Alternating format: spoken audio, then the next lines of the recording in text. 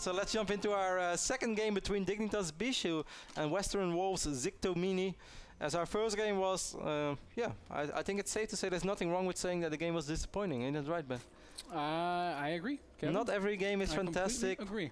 We can't always scream out of excitement because sometimes a game is just disappointing. We both know that these two guys are excellent players, but it was disappointing play from both sides. A few players have already made it all the way into the round of 16, Kev.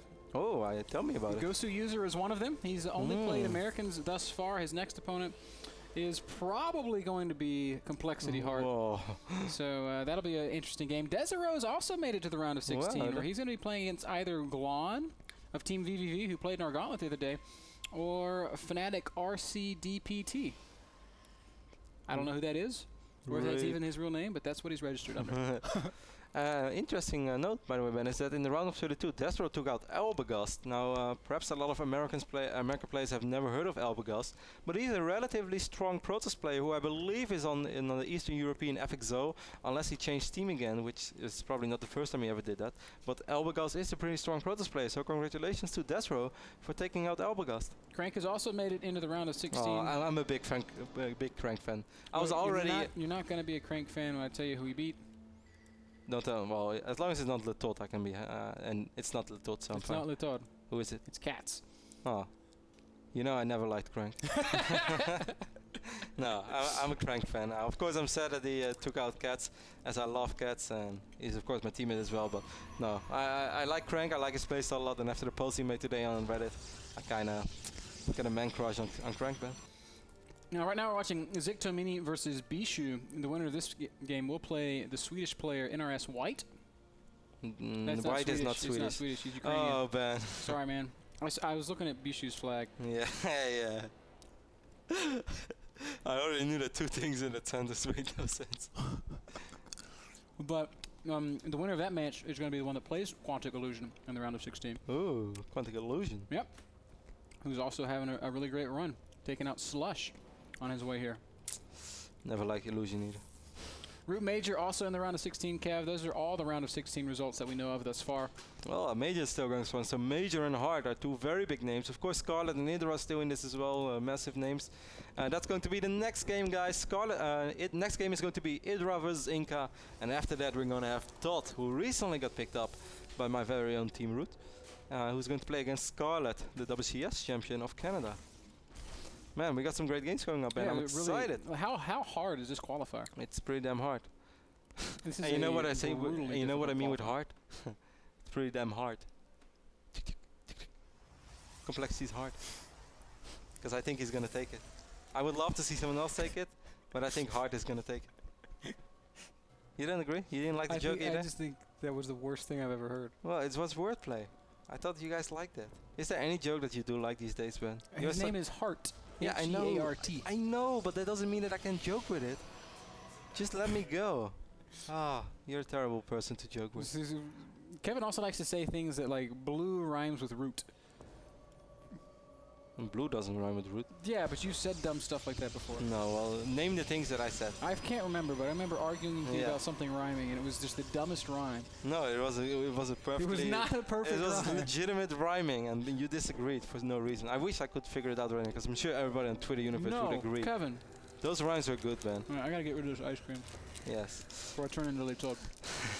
We see 3 more gates going up for Bischu, but he doesn't have +1, so he actually doesn't even have a forge, so the timing is going to be really quick. This is 6 minutes and 10 seconds when these first units make their way over to the base. Speed is not even on the way yet. There's not a single roach on the way. This might not be a +1 timing ban from Bischu, but this is going to hit extremely quick, and there are still drones on the way for Ziktomini. I think Zerg is in a little bit of trouble. Yeah, really, really aggressive 4-gate coming here. I like the way he's doing this, coming down from the ramp on to the right of that third.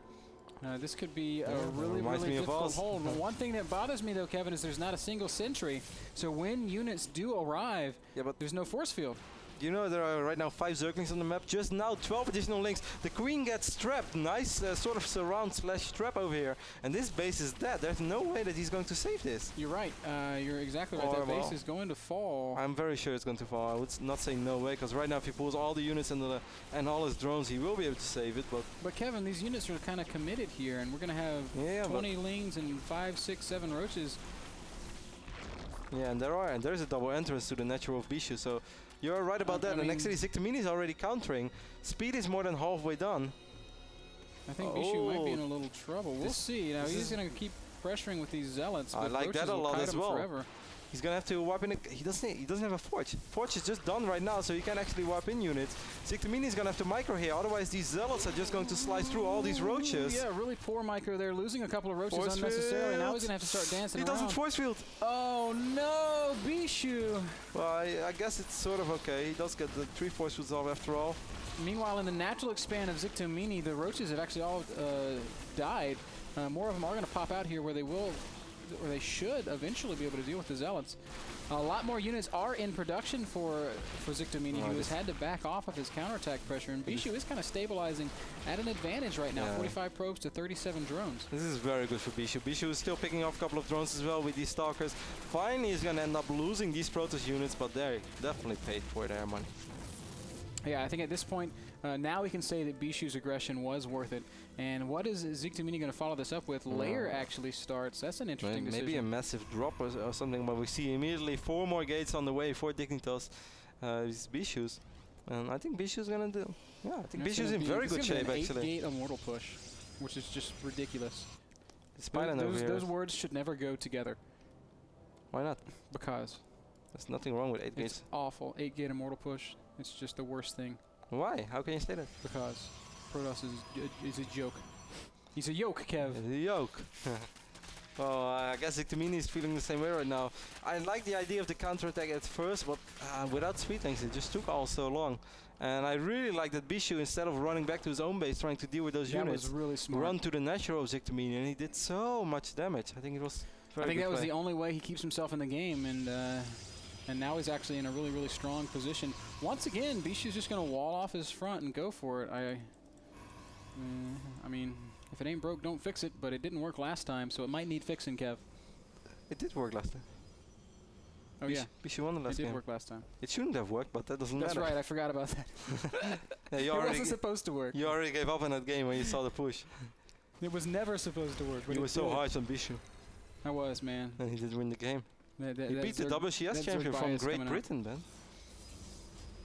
So you see these links running across the map. I'm going to try to go for a counter, but very smart by Bischu. He does have 2 cannons over here, so that buys him a little bit of time. And if Ziktomini really wants to commit to that, he can still wipe in sentries over here as well. Ziktomini's making roaches right now, which unfortunately is not the counter to Sentry Immortal. Yeah, but there were really not a lot of other things he could make with the economy that he has. That's true. And Bischu just going to march right over to the natural of Ziktomini, and I think Ziktomini realizes exactly what's up. He's just going to go for the counter. He's going to try and force the base race, which I'm afraid to say is probably his best chance at winning this game, because fighting this army heads up is not going to work. No, not with that many force fields, and of course there's a couple of emergencies as well. War Prism is over here on the high ground as well, and I love how Bischu's just making a sick amount of cannons. Why not? He knows he doesn't even have to kill everything, as long as he just kills enough units that he can never, ever, ever lose the base race. And I think that's exactly what's going to happen. Now, if Ziktomini can break down the front, there is not a single probe out on the map, so it's not like Bischu can just build stuff, but it looks like he's going to be very safe. He's got a lot of sentries. He's got Fort Knox to the wall over here. He is so safe, man. What are these roaches doing? Look, these roaches are just running into the... You need Michael Schofield to break through this. Michael Schofield couldn't even break through lose that, on Daybreak, and I lose 100% confidence and play so badly. GG is what Ziktomini said. And Bischu advances to the round of 32 as well, after an interesting and unorthodox series. 2 of the worst games I've ever seen in my life, Kev. Well, the second game wasn't that bad. I like Bischu. It's risky to play without the Forge. It's risky what he did, but he hit strong, he hit fast. That wasn't bad. What's wrong? The second game was not that bad. Oh, man, come on. So it's a 4-gate. I mean, it wasn't that bad. Yeah, but the way that he cut off the Forge, the timing was good. The one thing that was really key in that game was Bischu, his choice to kind of keep fighting like into natural. Yeah. That was really smart. But beyond that, I just felt like that was really poorly played by a Zerg player. The worst games ever goes a little bit far. I've actually played games that are worse than that, so you're right. Yes.